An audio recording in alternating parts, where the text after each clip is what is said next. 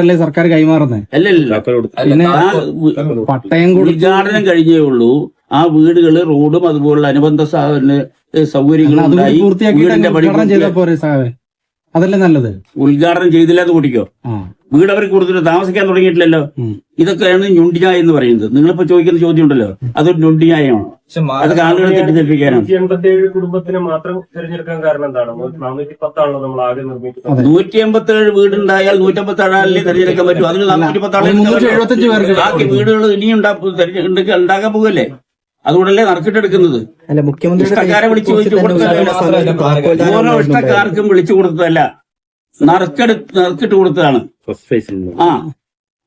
അതുകൊണ്ട് അതിൽ നിന്നും തെറ്റിദ്ധാരണ ഉണ്ടാക്കാൻ ശ്രമിക്കേണ്ട. ആ വീട് കിട്ടിയവർക്കും ആക്ഷേപമില്ല, കിട്ടാത്തവർക്കും ആക്ഷേപമില്ല.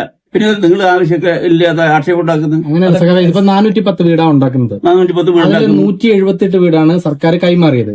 അത് പത്രയിലെ അതെ, അതിന്റെ പണി പോലും മുഴുവൻ പൂർത്തിയായിട്ടില്ലെങ്കിൽ എന്തിനാ ഇത്ര നേരത്തെ ഉദ്ഘാടനം ചെയ്തത്? മെല്ലെ ഉദ്ഘാടനം ചെയ്താൽ പോരെ എന്നാണ് ചോദ്യം. അതിപ്പോ തൽക്കാലം ഉദ്ഘാടനം ഒന്നും ചെയ്യാതെ ഇതൊന്നും ചെയ്ത് നടന്നിട്ടില്ല എന്ന് വരുത്തി തീർക്കണം എന്നുള്ളതാണ് നിങ്ങളുടെ ആവശ്യം. ഞങ്ങൾ ഉദ്ദേശിക്കുന്നതല്ല. തെരഞ്ഞെടുപ്പൊക്കെ വരാൻ പോവുകയാണ്.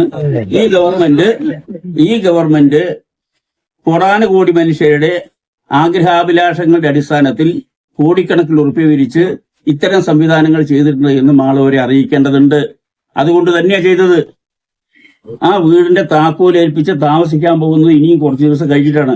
അപ്പോഴേക്ക് എല്ലാ വർക്കും കംപ്ലീറ്റ് ചെയ്യും. പക്ഷേ ഉദ്ഘാടനത്തിന് മുമ്പാണെങ്കിൽ നമ്മളിപ്പോ നോക്കണേ, മുഖ്യമന്ത്രിയുടെ ഫേസ്ബുക്ക് നോക്കുക, ഇപ്പൊ CPM ജില്ലാ സെക്രട്ടറി ഫേസ്ബുക്ക് പോസ്റ്റ് നോക്കുക, വീടും പട്ടയവും കൈമാറി എന്നാണ് ഫേസ്ബുക്ക് പോസ്റ്റ് കൃത്യമായി പറയുന്നത്. അപ്പൊ ഫേസ്ബുക്ക് പോസ്റ്റ് പോലും നിങ്ങൾ ഇതിന്റെ നല്ല വശങ്ങൾ കാണുന്നില്ല എന്നുള്ളതാണ്.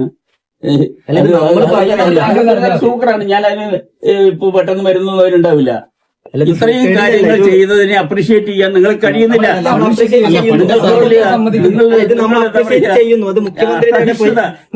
നിങ്ങൾക്ക് വലിയ അസഹിഷ്ണുതയാണ് അതിൽ. ഈ ഗവൺമെന്റ് എത്രയേറെ വീടുകൾ ഉണ്ടാക്കിയല്ലോ എന്നുള്ളതിന്റെ അസഹിഷ്ണുത. അതല്ലാത്തവർക്കൊന്നും ഉണ്ടാവില്ല.